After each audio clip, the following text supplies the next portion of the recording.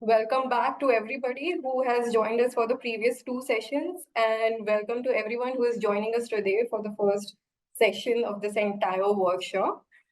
So I will quickly run through some of the points.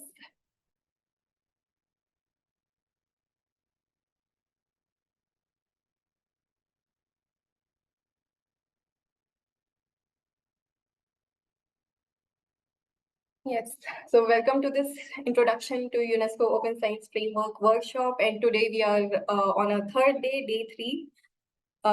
This is the entire schedule. On day 1, we had covered the introduction to the Open Science Framework, to the UNESCO Open Science Framework. Yesterday, we had covered Open Science infrastructures, and today we would be discussing about open engagement of societal actors. For and for the audience, people who have been here previously, they already know that you need to attend at least 3 out of 5 sessions to receive the certificate. And please, we want it to be a very engaging session. We want you to learn. So please engage with the hosts, engage with the panelists, use the chat box, use Q&A. And also this session is being recorded. So all the material would be provided to you online after the workshop. So do not worry so much about taking notes. Please engage with us, interact with us. So on a quick recap, on day 1, we unpacked what is the UNESCO recommendation on open science. As you can see on this URL over here, this is where you can actually access this recommendation for free. You can read it, you can go through it. It is available in 4 different languages. And we covered what are the different pillars of open science. So as you can see over here, these are the 4 different pillars of open science, which covers open scientific knowledge, open science infrastructures, which we covered yesterday, that there are different set of open science infrastructures, virtual, digital, and also physical. Today, we will be discussing about open engagement of societal actors. So these are like just some of the things like people do keep on asking me what are the benefits of open science. Yesterday, this question was posed to us. So I would be talking, just try to cover it over here. That when we talk about open innovations, when we talk about open, not just open innovations, when we talk about innovations, we want an ecosystem where science is accelerated. We want it to, some sort of catalyst. We do not want it to be impeded. So when you put science behind paywalls, for example, when you want to write a research paper, you need that specific data and you cannot access it because it is behind a paywall. That is closed science, and that is basically impeding the progress of science, impeding the speed of science. So open science is basically making it inclusive and accessible to everyone. And when we say everyone, we also mean societal actors, not just scientists. So sorry. Today we will be discussing exactly that. How do we engage with the societal actors? How do we engage with people other than our scientist community, our professors and students? And what does it exactly mean? And how we can actually go about it? How we can actually do it? So, for example, in the last 2 sessions, there has been a lot of conversation around how we can build a community of open science. So today we are going to be delving deep into this. We will be exploring and unpacking this particular pillar. And let's see how the UNESCO Open Science Framework says it. I mean, as you can see, the open engagement of societal actors, it means opening up the processes of science and tools that are part of the research cycle to a broad community. And it involves work such as crowdfunding, crowdsourcing, and scientific volunteering.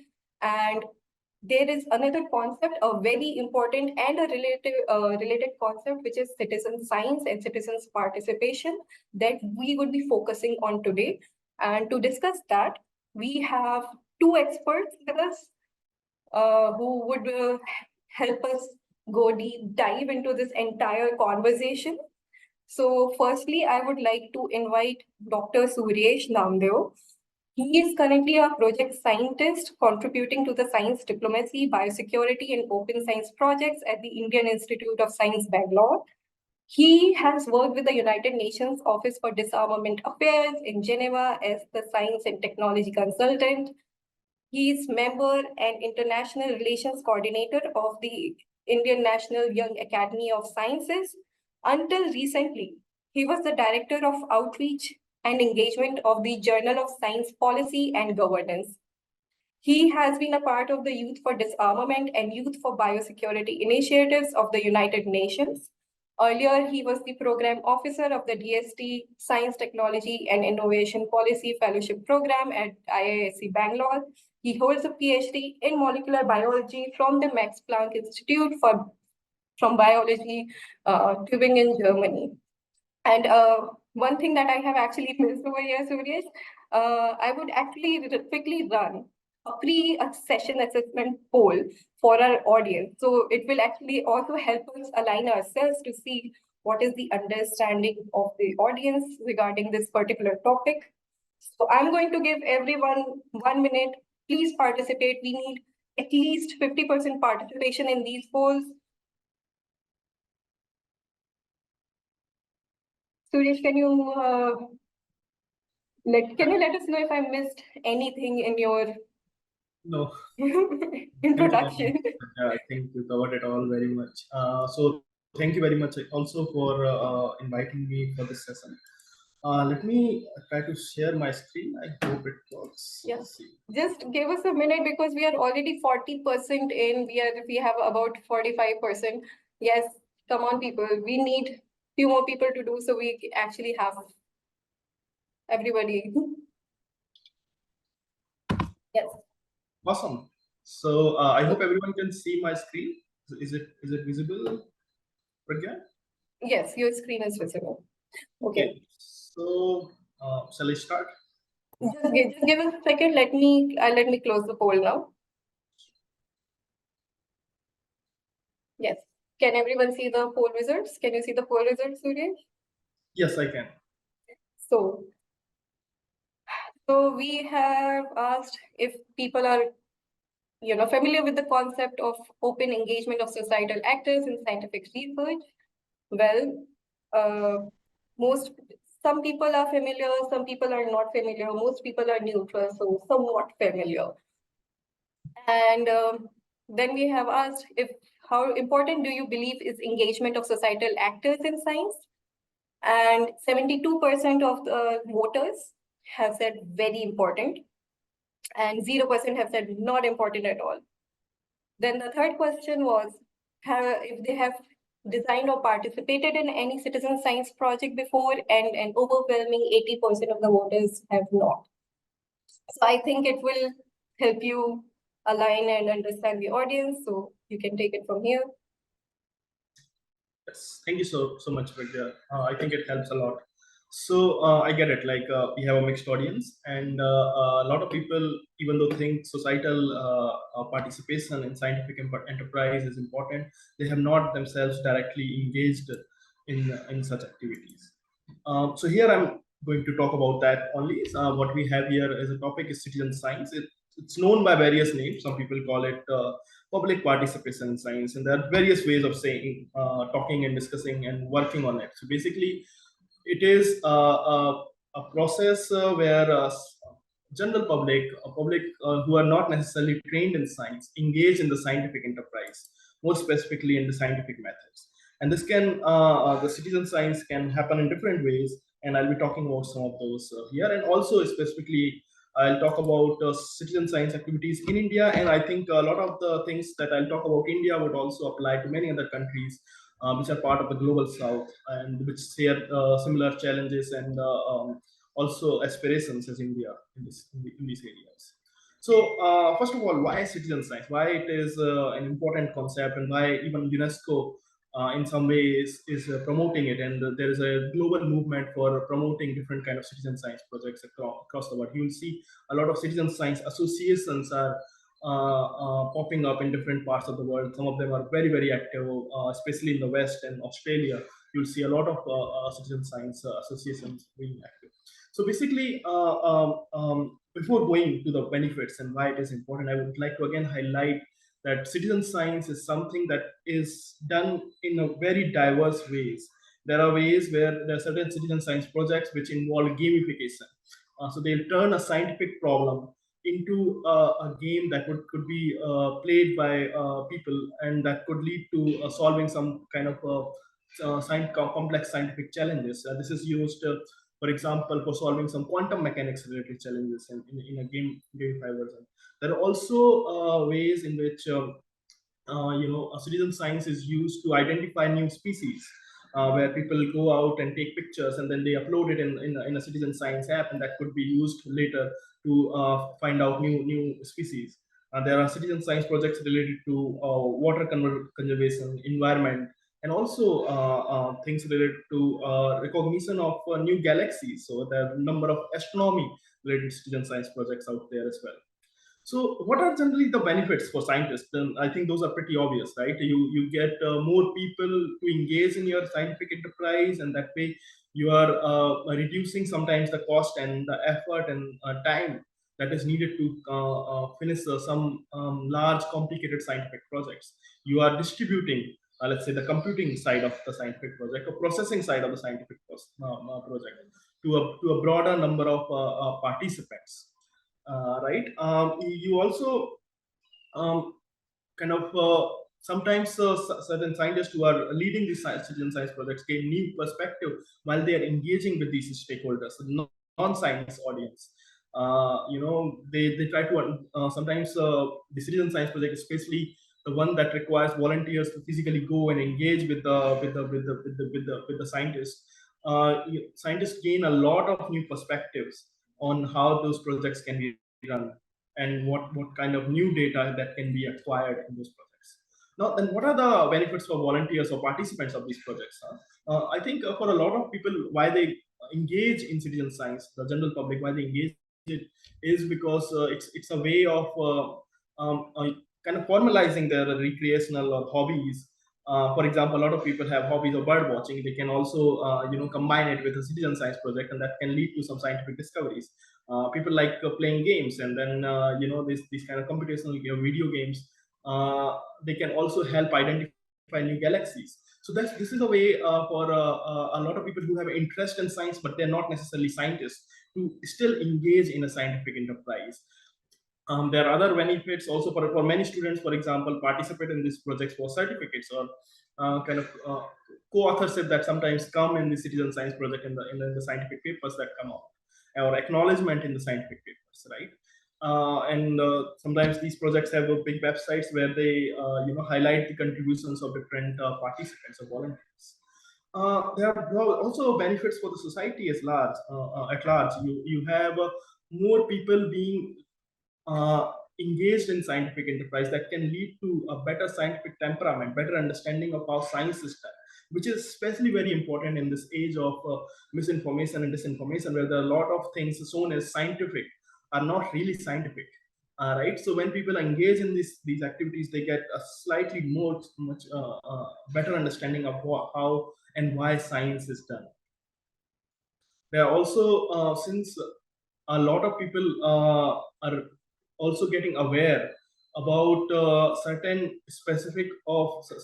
details about a specific scientific projects. For example, in astronomy related projects, they're getting better understanding of how galaxies evolve and how they're distributed in the universe, right? I think overall the scientific system of a country benefits when more people are engaged in scientific and citizen science project, as the better understanding of science, especially in democracies, can lead to more funding of science, right? If you have more people who are engaged in scientific activity, and they have they can also ask their politicians to fund more science or certain scientific projects as well. So there are a number of different benefits, and these benefits goes beyond what I've just listed now. But for the sake of time, let me stop there and move to how exactly citizen science project engage with the public. As I was mentioning earlier, there are diverse ways, and in different parts of the scientific process, the different volunteers or participants engage in the citizen science project. It can lead to, for example, if there is a project, a leader of a citizen science project, they can start a project idea or design of an experiment, and then they have to find ways to get volunteers, participants. And there are different ways of doing it. As I was saying, some just advertise on their website, or some already have existing networks. If they are associated with an NGOs or a higher education institute, they can advertise within their institutes and so on. And for certain projects, they also need to train the participants or volunteers. For example, if there is a citizen science project related to bird watching, they might have to train the volunteers to take pictures in a certain format, and give them some broad guidelines of what to do, what not to do when they are participating in those projects. Okay. Then there's participation in the same case in a lot of environmental related projects, and ecology related projects. You have data collection done through crowdsourcing. So these participants or volunteers go out and they collect data of different kind, and that data is then given to the scientists to further analyze it. This is distributed observation. Then there's also distributed computing, as I was speaking about earlier. In case of finding new galaxies, you have this computational resource that is distributed. So it's not one large supercomputer that is trying to find out all the galaxies, but it's distributed computing. So a lot of people in their smartphones, while playing games, can help find new galaxies. Similarly, there's a distributed intelligence that comes in gamification side of the thing as well. For identifying complex patterns in certain quantum mechanics related projects, there can be distributed intelligence through gamification as well. And also, relatively few citizen science projects also involve the participants in data analysis side of thing as well. And then, depending on how the project goes, this process continues. There will be more data collection. There would be another project, and I think a long-term engagement of certain volunteers can also be ensured if proper strategies are slide. So, despite this, the potential that we see for citizen science, and especially for countries like India, where citizen science can actually be used to promote and push forward a lot of scientific projects, where we have sometimes resource constraint, but we do have a lot of people, and we do have a lot of people with smartphones now that can contribute to certain citizen science projects. But I must again caution here: it's not only the people who are taking pictures or using smartphones are involved in citizen science. There are all kind of other citizen science projects where people just go and collect data manually about various scientific data points. So the major constraints that we have for citizen science is, first of all, lack of awareness, and this is in all stakeholders, including the scientists. A lot of scientists don't even know that the scientific work that they're doing can be converted into a citizen science project, right?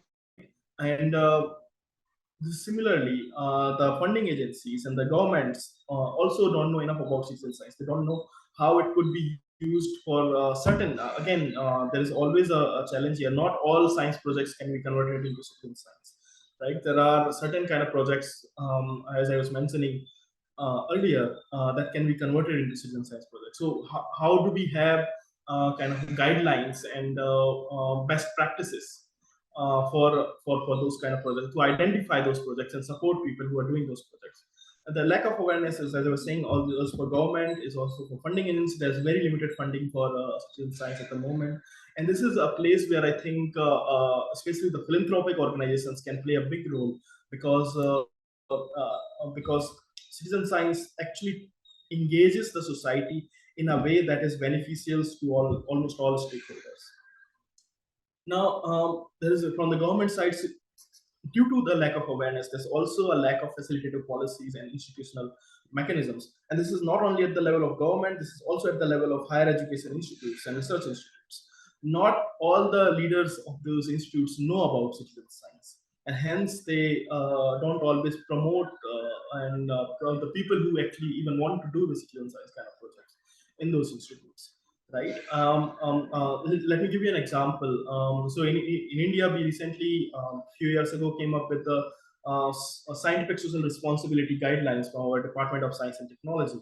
But that guideline, while it says that scientists should engage with the public, but it comes more in the domain of science communication than citizen science. So this is kind of a missed bus there, right? They could have also involved citizen science in those guidelines to as a way for scientists to engage with the broader public. As I was saying, there's lack of funding and support, but this could also be done one through the philanthropic organization, but also a lot of CSR funding could be used for this kind of work, especially when especially related to citizen science project on environment and ecology, where you see on climate change, right, where you see a lot of issues where we need a broader engagement of the public in a scientific enterprise to understand the basic scientific challenges behind some of those issues and how those could be solved. It's not only about understanding those environmental issues better scientifically, but also getting involved in such certain scientific projects that can lead to a mitigation and on management of those issues. Right? So this is where a lot of CSR funding and philanthropic funding can also come in to support citizen science activities as well. Right. Volunteer recruitment is often an issue, and also the training, how exactly the project leaders of the citizen science projects, and I'm sure Professor Binoy will talk more about it, about his experience in this, how you engage with the volunteers and how you retain them. This often becomes a challenge. You have to provide a number of incentives throughout the project in order for those volunteers to stay engaged in this activity. And here, I think the leadership of the scientist who is leading that project becomes very important. The data quality, data reliability, and data ownership, I think, is a very important issue. Since the data for some of the citizen science projects come from a broader public, who has the ownership of it? Is it the scientist, or is it the institute, or is it the people who collected that data? Right? And these are open questions, and there has to be a framework developed in order to provide kind of equitable ownership and of the data, but also how you ensure the quality of data, right? So there has to be certain guidelines and standards need to be developed for data quality and data reliability for certain kind of citizen science projects as well. Now here, this is I prepared this slide for India, but I think it applies to a lot of other countries, and I believe we have participants from a number of different places here. So first of all, we need to do a lot more of awareness raising among all stakeholders, and this could be done through a number of ways. One way could be engaging more with the science journalists, the people who are involved in science journalism of different kind, by publishing articles in newspapers and getting some media attention to the potential of citizen science, I think could be a very important key. And this would work, help engage more with both the public as well as the policymakers to promote more citizen science. Now, the guidelines and best practices for design and implementation of citizen science project need to be developed, and I think a lot of those are already developed, but in different countries. So what we need is to engage with first of all, read and understand the guidelines and best practices in different places, right? For example, in the US, Europe, Japan, and Australia, they have a number of guidelines and best practices for different kinds of citizen science projects. So first, go to their website, try to understand what those are, and we need a kind of a committee or task force at the national level, which kind of help develops those guidelines at the national levels. Then also active engagement of science academies and higher education institutes. Again, very key factor here, as the science academy is supposed to be the knowledge repository of scientific knowledge of the country. They are not always super active in all countries and all places, but I think citizen science inherently becomes part of their responsibility of taking science to the society, right? And here, science academies can play a huge role by also doing some policy engagement with the policymaker side, while also promoting more citizen science in through their fellows and their members in their higher education institutes. And here, higher education institutes of different kind can play a key role. We have, I think, every country has a top tier, top higher education institutes.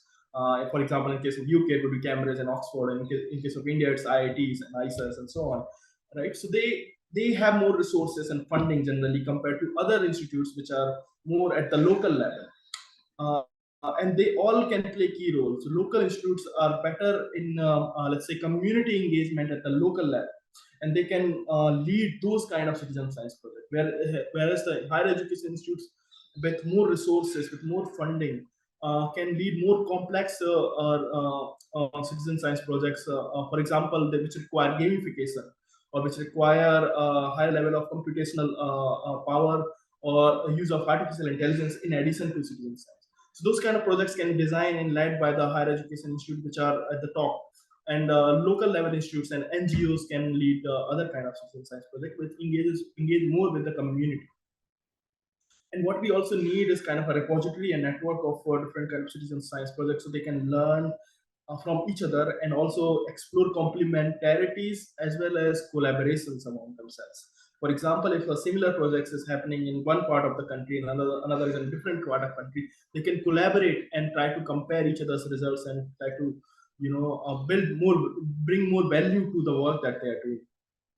Also, here I think what would be very important is having an online platform, a kind of a online dashboard, or a hub where people can post about the citizen science project, what they're doing, and they can also advertise for volunteers. That there would be a repository of different kind of projects going on in a country, and there can be also a forum for open discussion on some of those projects. It can also act as a repository for standards and best practices as well. Yes, Pragya, I'm just ending in a few minutes. We also need, and this was more specifically in case of India, where we have more of the citizen science projects based on the south and western part of the country, but not so much in other parts of the country. So this is again another challenge that we need to work on. We need to engage with the higher education institutes on other parts of the country to work on this project. And also, a lot of the projects in case of India are on environment and ecology related things. But I must tell you, like, citizen science goes way beyond it, and there are a number of challenges that we have for which citizen science can be useful. And I think scientists in other areas might also want to pay more attention to what kind of citizen science work that is going on in other countries in those areas as well. And I think I already talked about the policy interventions that are. Okay, this is the kind of framework I developed for India. Again, can be applied with certain modifications to other countries as well. What we have is a government funding agency. In case of India's Department of Science and Technology, it can be another government funding agency as well, or it can also be a private funding in certain cases.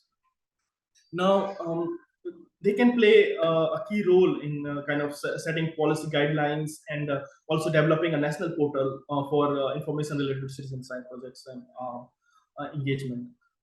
Then we have science academies, already talked about it, can help prepare those guidelines and also help facilitate engagement of higher education institutes into citizen science projects. Also can facilitate cross-disciplinarity and interdisciplinarity in developing new kind of citizen science projects, and also engaging with the social scientists. Very important, not always done enough. Scientists sometimes kind of get limited and very focused in the work they're doing, and don't always engage with the social scientists, which is very important for citizen science related activities. The top tier institute of any countries, the top institutes, as I was already mentioning, can work with the academies, but can also develop more sophisticated kind of citizen science projects. Whereas the local institutes or NGOs, can work, engage with the community and develop projects that would directly benefit the communities at the local level. And what I think we need is a kind of national portals for citizen science. And one example of it is SciStarter in the US, where they have this repository of all citizen science projects They have a online registration and access, and they also there is a facility to organize online events. There is a forum for discussion on citizen science projects as well. Right.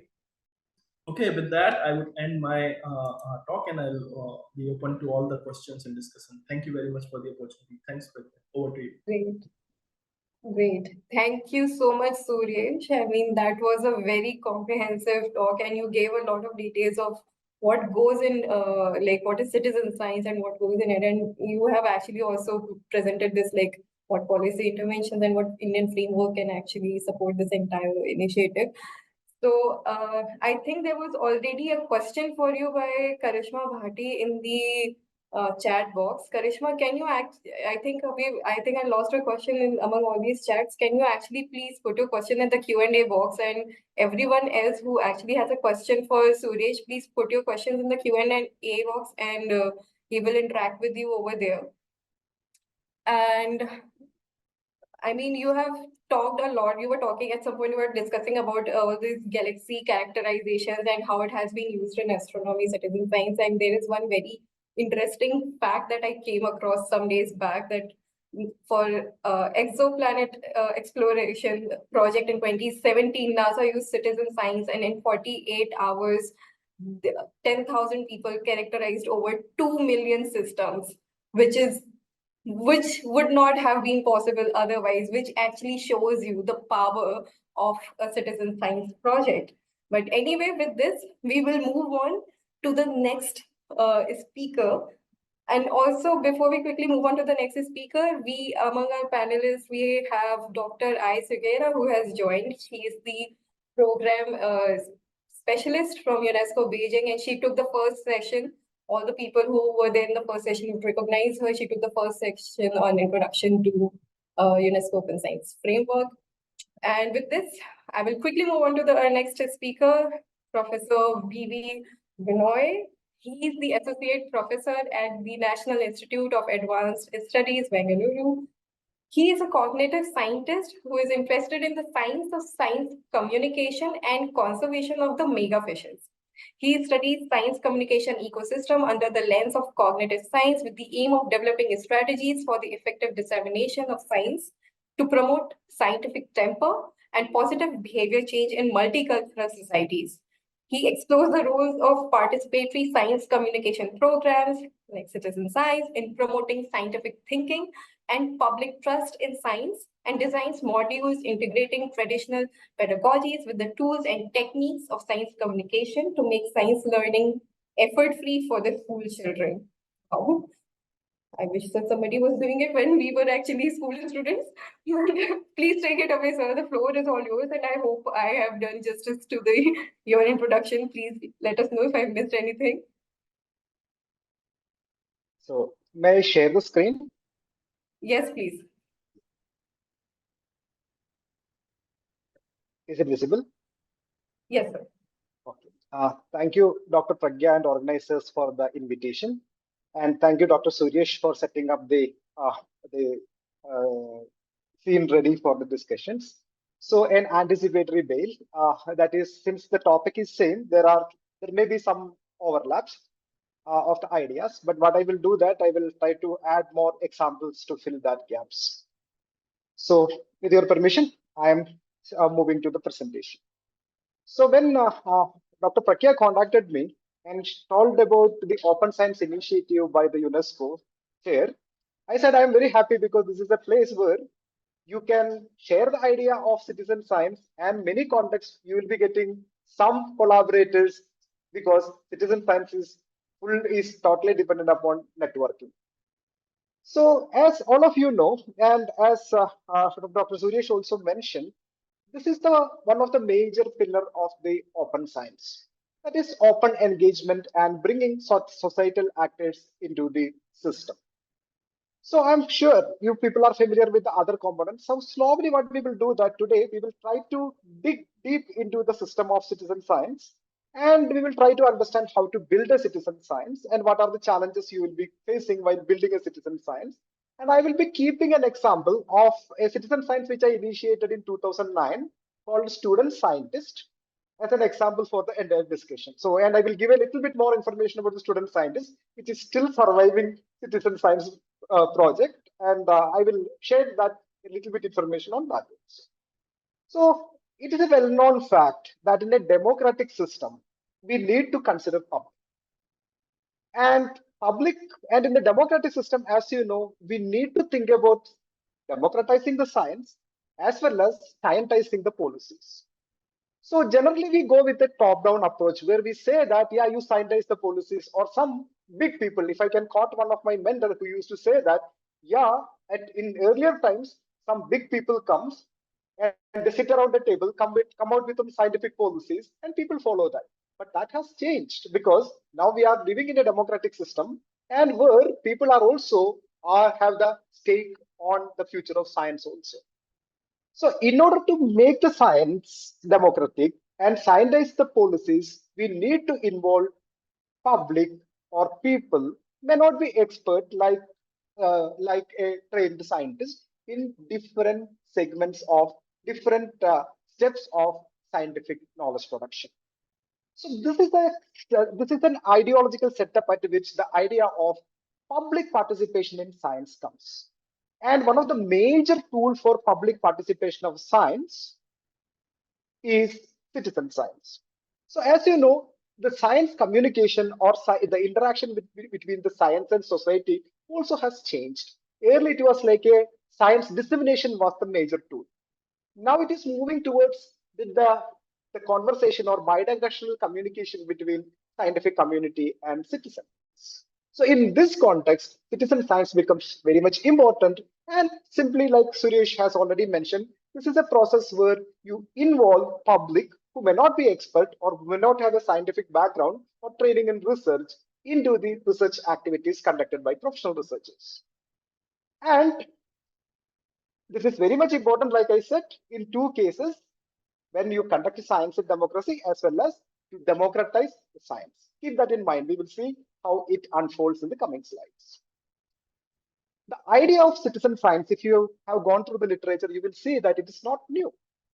Even many people, bigger scientists like Darwin or Wallace, these people were doing some other profession parallelly. They were finding some time for the activities like activities to do some activities which is beneficial for the science. And systematic projects which resembles the current scientific, the citizen science initiatives, you can see has been started in 1880 or 1890 in America. So there were projects which tried to involve lighthouse keepers to understand how the birds collides with lighthouses, because that was a big issue. Similarly, in 1890, remember the time, National Weathercast Service cooperatives started a program in USA to get the help of public to generate the prediction of or forecast of the climate data. And if you are a citizen scientist or if you have exposure to the citizen science, you may know the classic case of National Audubon Society's annual Christmas count, which has been replicated in various other citizen science initiatives, where people, instead of shooting the birds, started counting the birds and making the data available. And here we need to think about a major element that is called power of collective. The classic case of power of collective comes from the Polymath project. Some of you may know that. It's not totally new, but I'm just bringing up the examples from different areas so that we can think collectively about the citizen science. So here what happened that the Polymath, there was a very famous theorem in mathematics called Hales-Jewett theorem, which continued unsolved for a long years. Then a scientist called Timothy Grover, Sir Timothy Grover, he came out with a blog where he raised this problem. And people started, mathematicians across the globe started solving it, and they solved that problem very easily. So around a problem which has already 70-year-old has been solved within no time because multiple brains and multiple ideas are being accumulated at one point. That is the inspiration for every citizen science project. So what is the benefit of citizen science, conducting citizen science? Like again, the previous speaker said, it helps you to collect data from huge area. It helps you to collect data from different time periods. If you want to continue a long-term exploration or the long-term data collection, citizen sciences are very good thing. And simply speaking, it gives you more hand and more brains to the science. And collecting grassroots level data is very easy. Many contexts, traditional knowledge also will be, many of the traditional knowledge also will be uprooted when you start exploring with the citizens. And public perception of science, scientists can understand what is the perception of public about the area in which they are working on. So these are some of the major citizen science initiatives and their link, like Zooniverse, where you can be a scientist and try to help astronauts or climate scientists to solve the problem. And there is another project called Folded, which is trying to understand how the protein folds and all that. You people can go there and play this. And we saw a involvement, a spike in the involvement of citizens in scientific activity in COVID, during COVID. And you can see the One Giant Lab initiative or Open COVID-19 initiative, where even the citizens contributed information about COVID and other things. So science is benefited. So obviously you said, yeah, this is citizen science. What the benefit for citizens? They increase the knowledge. They get exposure to the methodologies of science. So there's a very big issue when you start to speak science to the public. They will say, today you are saying that tea is good for, not good for health. Tomorrow you will say that tea will be reducing the antioxidant. Day after tomorrow you will say that this is going to happen. What knowledge I should trust? I'm getting this discussion every time when I start to discuss with my father or my father's friend and all. So, because many contexts, people are not familiar with the methodologies of science. And they keep science as magic, the solution for something. And they don't have any idea science is probabilistic and all that. You and me are all able to understand that because we are familiar with the system. And they don't know how rigorously the knowledge is produced. Peer review, all these things. And when they get exposure to the methodologies of knowledge, they will trust in science and scientists also will increase. So it enhances not only the capability of the public to take informed decision, but at the same time, it increases the trust into the science and familiarize them with the methodologies of science. And most contexts, like many of the, in the case of citizen sciences focusing on environment-related issues, people found that the participants increases their ownership towards that environment. So the knowledge, the stewardship of the knowledge or the ownership of the scientific knowledge also increases when somebody start to work with scientists in citizen science projects. And in the case of science communication, you need to develop a bidirectional communication system with public. So, and like Suryesh said, now we are facing information explosion and misinformation and disinformation with the tag, NASA, ISRO, everything is becoming a normal part of the life. And many contexts, what happened that people don't know whom to ask.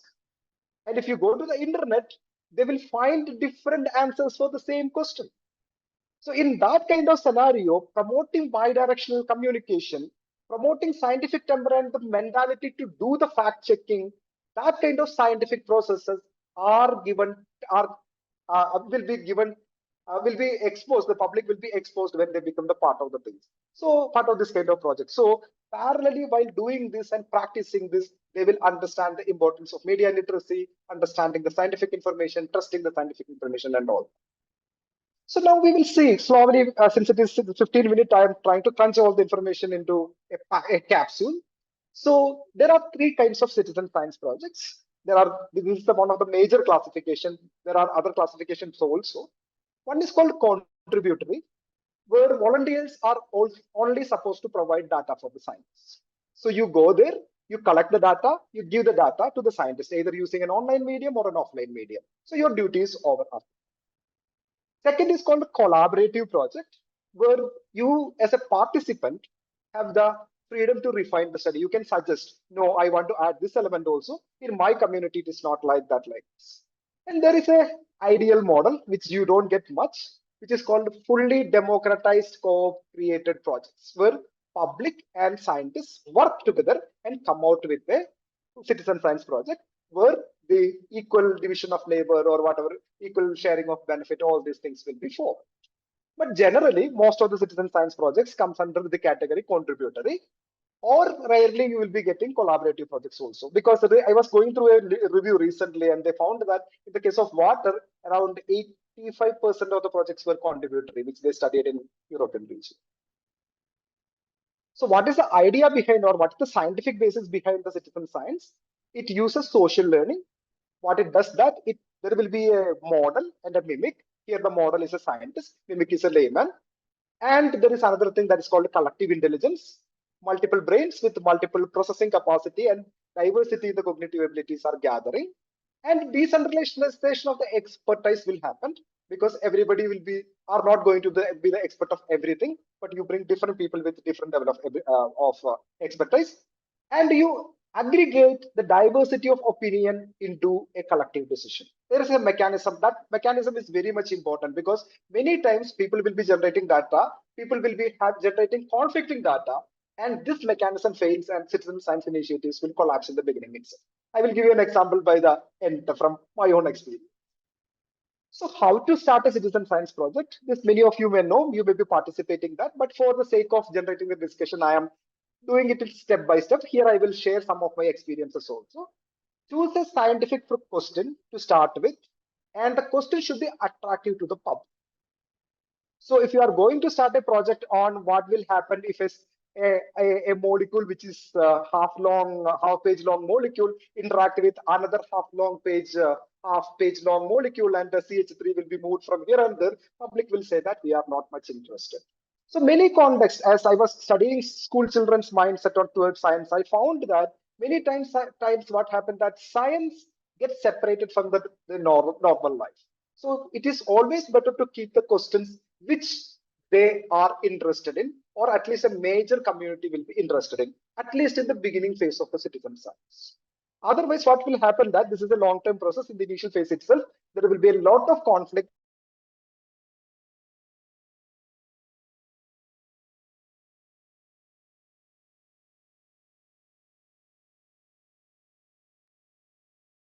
I am afraid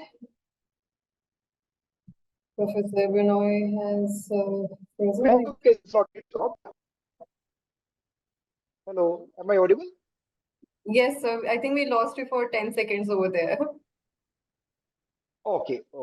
So you need to make a team. So make sure that multiple capabilities come to the platform. So you can think about having a scientist on board, educator on board, technologist on board, social scientist on board, and evaluator on board. Because most of the cases, citizen science will be a voluntary activity. And generating funds for that is not going to be an easy, but if you put the team like this, in the initial phase, you will have to struggle a little bit, but that will work well. And most important element, this is a networking. Networking is a major idea providing here. So you should make sure that the institutions are bridged, multiple institutions. It may be even a small NGOs or even clubs. All these things has to be connected together. For instance, in one of our project, we started with school children, and we were not able to do the project because we were not much familiar with what is happening on the ground. But a local NGO came for the support, and they said, if you are going with this top-down approach or model, you are not going to work here because they know the local environment better than us. So then, if you want to add a little bit element of collective intelligence and all that, make sure that you should support equal participation. Otherwise, you will not be able to get the benefit of collective intelligence. You should be careful about the social intelligence of the participants, diversity, which we discussed, and most importantly, the gender, representation of every gender.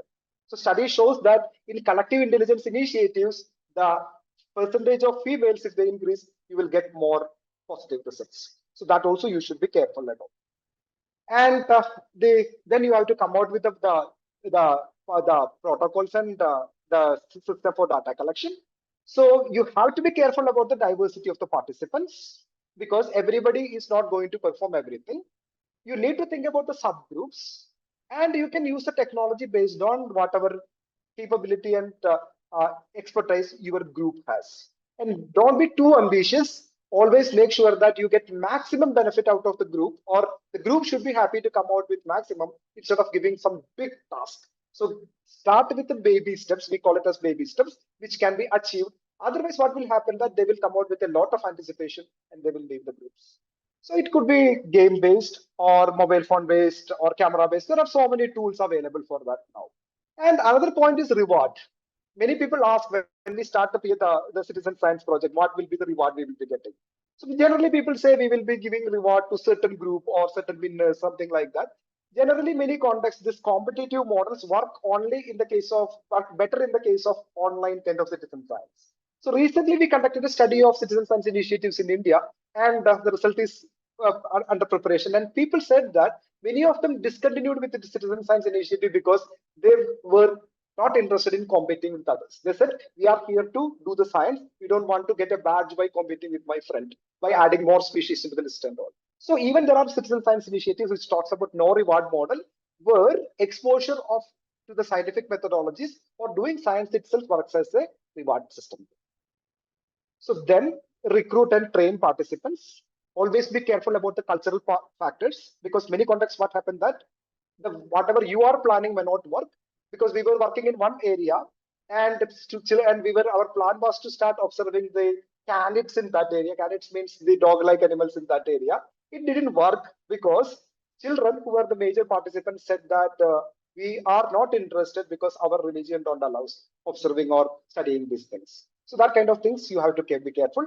And most importantly, power relations and conflicts in this kind of system. Citizen science is also a cross section of the society. So whatever you are seeing outside will be present in citizen science also. So you should have good mechanism for conflict management and power relation management in citizen science.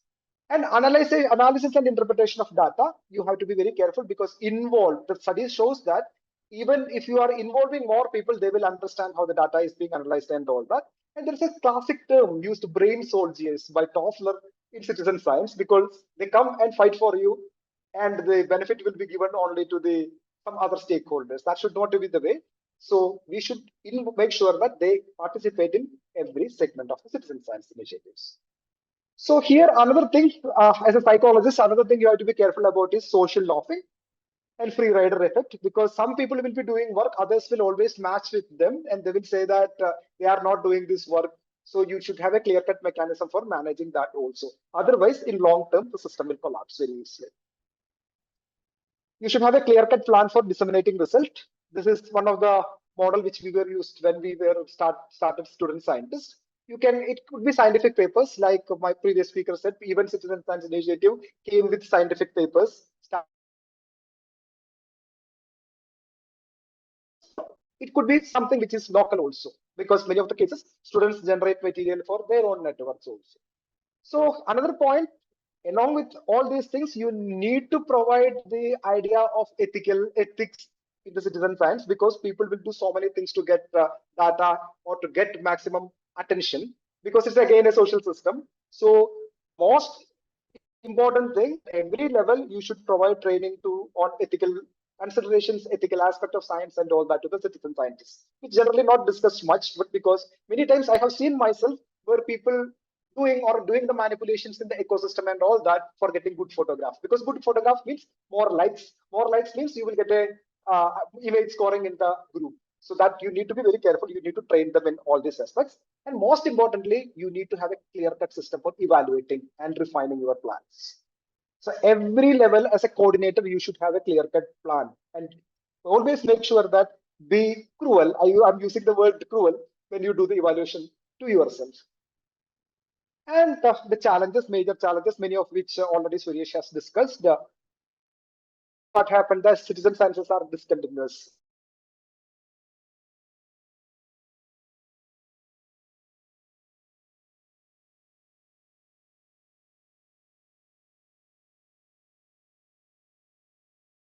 Umpteen number of citizen science initiative came out during the time of COVID.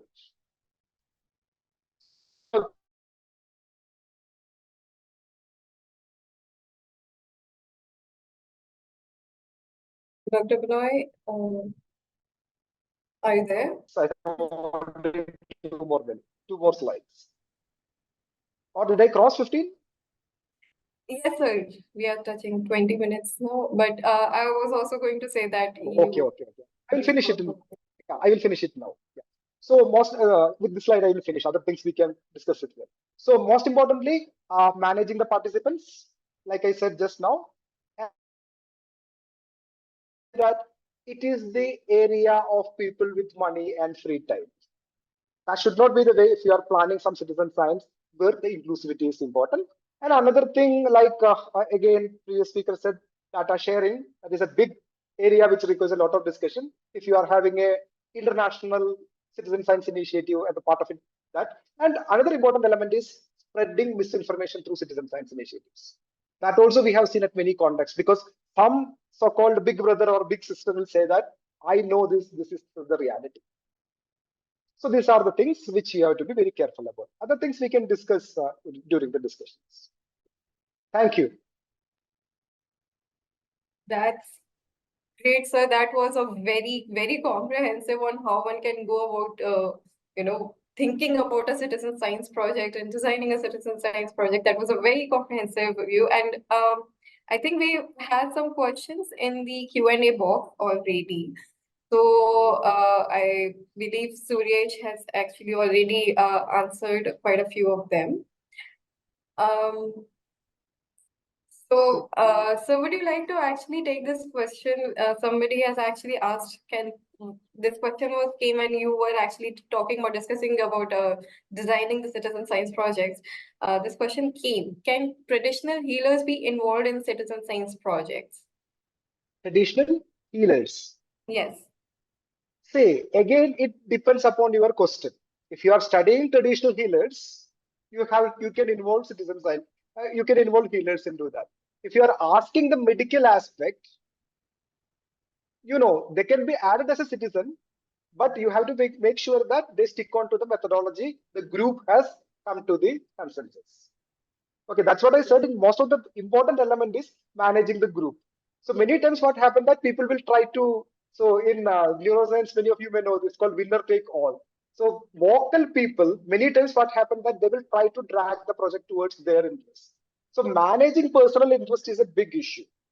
So if they are participating as a citizen and helping in your data collection and contributing to your different stages of the citizen science initiative, you can involve them, no issues. But if it is not healing, you are trying to understand how a medical system is working and all that, their views cannot be put into the major exploration. That could be studied separately. Right. So the next question is by Dr. Sona Jharia Min. She's asking, can citizen science be a methodology for science research that requires a large number of samples? Yes, because if your citizen scientists are trained well, and if they are generating good data, that's what both Suryesh and I said. There are many papers. Just go to the website of Zooniverse. So Zooniverse has a section for papers, whatever paper they have published with the support of citizen scientists. So one of the major attraction for the ecology researchers is that, because you can cover a large area and you can continue the exploration for a long period. So you can depend upon their data. But make sure that the data quality is ensured. Right. This is, I think, both Suresh and sir, you can try to help Priyonil Basu, who's asking for funding or some guidance regarding citizen science project. So are there any funding channels that basically support specifically citizen science projects, something that you are aware of? So may I go first, or Suresh is going? So yeah, so there are many agencies, especially not in India. You can contact National Council for Science, Technology, Communication. So my citizen science initiative that is called Student Scientist is funded by them. So this is the third version of Student Scientist we are running. They have funded the three versions of our project. Then second thing is there is Switzerland has a huge citizen science initiative. They are providing a good number of funding. And if you go to a specific area like air quality, there are some groups funding for the citizen science initiative. You will get many funding agencies like that. Yeah, well, I think Professor Binoy has covered it, but just like to add, as I was mentioning also during my talk, certain philanthropic organizations can also fund citizen science projects. In case of India, it can be organizations like Nilekani Foundations and so on. But also certain clubs like Rotary Club and all. I found while engaging with them, these are also like clubs made of, let's say, a certain group of individuals, and they are also often interested in funding certain community-based local citizen science projects as well. May I add one more point? Think about another element that is called crowdfunding. I think you people might have a discussion on that. So recently, one of my friends started a crowdfunding initiative for some of his project, and he was able to generate 8 lakh rupees within 6 weeks time. Not a bad money to start a project. So since you are learning citizen science and crowdfunding, crowdsourcing kind of thing, try that. There is no problem, correct? If you are starting something, and even 3 lakh rupees, you can start a good program in a smaller area. That's great. Priyonil, I think your next question about DST funding, I think you are asking the wrong people. Maybe you should put this question to DST, because they would be at the better place. They would have more idea about this. And I have a point here. This because as I told you, DST was funding our project. So NCST, National Council for Science, Technology, Communication, comes under DST. So they call twice in a year. So there was a call around 6 months before also. So keep an eye for that. So they fund this kind of project. That entire agency is dedicated for science communication. Great.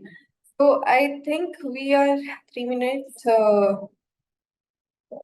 We are going 3 minutes overboard, but before we call off the session, we end the session today.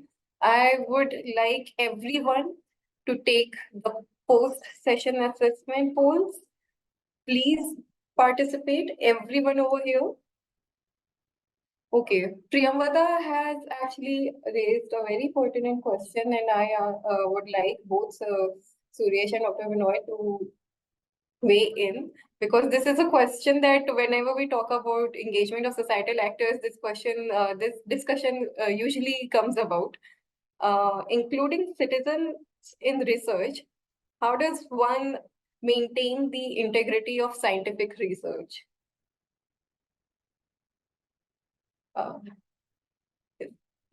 Yes, Binoy, so you can go first. See, as you know, the most important element is, like I said during the presentation itself, it's a group work. Okay, and in group, and when you work with a large group where you don't have much control, one thing you do is you trust your people. So make sure that there is mechanism to train the people. So the issues can come at different level. One is at data collection level, because people can just put the data to get maximum score on the platform.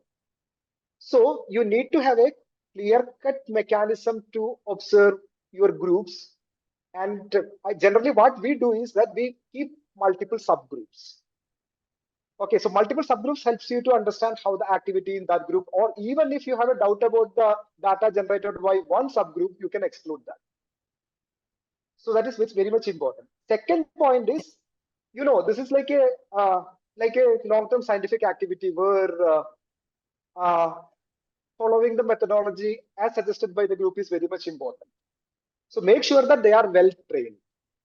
And most important point, if you feel that there is some quote-unquote activities are happening, don't hesitate to communicate them that we cannot support, or we cannot keep you in the part of the group.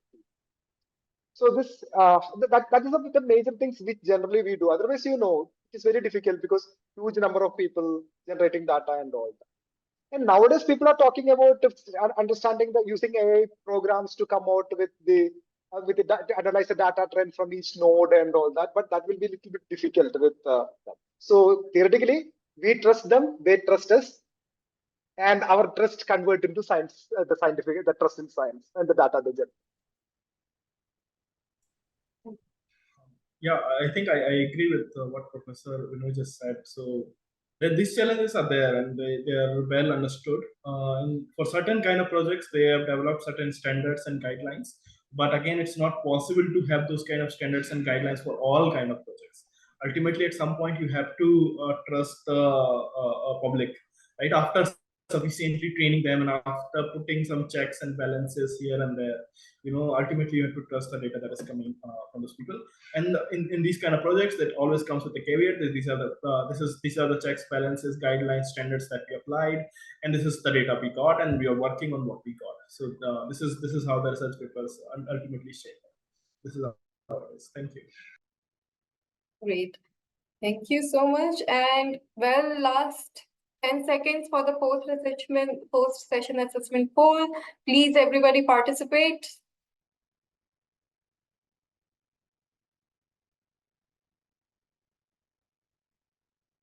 5, 4, 3, 2, 1. We'll quickly share the results. So the questions that we had asked is, in what ways do you think societal actors can contribute to scientific research under the paradigm of open engagement?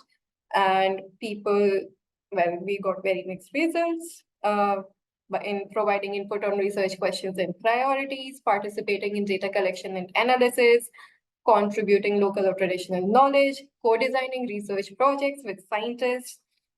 What do you perceive as the main benefits of citizen science? Greater accessibility to scientific knowledge, enhanced trust between researchers and public, improved relevance of research to societal needs. Surprisingly, only 26% of the voters think crowdsourcing of data is one of the benefits. Then we had asked, what barriers do our participants anticipate in encountering when promoting open engagement of societal actors in scientific research? Well, lack of resistance from traditional scientific institutions. 64% think that is going to be one of the biggest challenge. The second challenge would be lack of awareness or understanding among societal actors. Some people have also felt that issues related to data and privacy and security, which has been one of the pertinent questions in the Q&A box and in the chat, and Suryesh has interacted with people who have raised these questions as well. 49% believe difficulty in building effective collaboration between researchers and societal actors. And 49% again believe it's the funding and resources constraints. We have asked if their understanding of citizen science has increased after this session, and 61% have said yes, significantly. And for others, it was yes to some extent. Thankfully, there was nobody who did not understand anything, so I'm very happy about this. So then we have asked if you are more likely to design or participate in citizen science projects or apply other methods of societal engagement, and an overwhelming 59% have said yes, definitely, and 41% have said maybe I need more information. Sure, we will share more information with you tomorrow. Tomorrow we will be unpacking the another pillar of this open science discourse, which is on engaging with other knowledge systems. So currently, when we were discussing about citizen science and engagement of societal actors, we were kind of assuming that there is only one knowledge system, the one that is being taught in our universities. Tomorrow, we will be going a bit further into other knowledge systems and how we can actually, we will be discussing other methods of engaging with the communities and the traditional knowledge systems. So if you're interested, please join us tomorrow. And I would highly recommend all of the participants who joined us today to come back tomorrow. And with this, I would end the session now. So thank you to all the participants and to the speakers for a fantastic session. Thank you so much, Professor Binoy and Dr. Suryesh. It was really pleasant. It was really nice to, pick your brains and gather all that knowledge from you. So thank you so much. Thank you. Bye. Thank you. Bye. And all the participants, hopefully we'll see you tomorrow. And with this, I will end the session today.